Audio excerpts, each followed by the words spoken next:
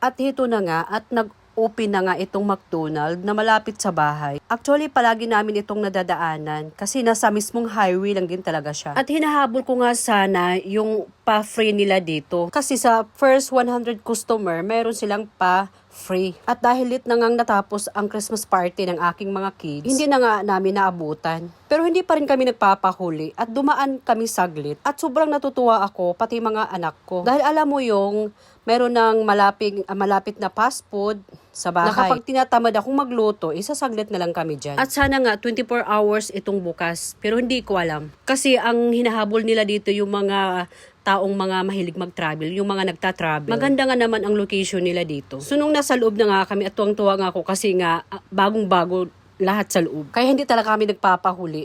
Alam nyo naman ang ugaling Pinoy, hindi talaga nagpapahuli kung ano yung bago. Kaya kung ikaw at malapit ka lang dito sa Pinmaludpod, abay, bisitahin mo na ang itong bagong bukas na McDonald's. At baka naman ay pwede na silang mag-deliver dito sa lugar namin kasi hindi naman na ganun kalayo itong McDonald's na ito sa lugar namin. At hito nga, at bago kumain ay mag-picture muna. At ito, bago umuwi, ay magpipicture muna. Kaya ikaw, kung di ka pa nakapag-subscribe sa aking channel, abay mag-subscribe ka na. Huwag ka nang papahuli sa aking mga video.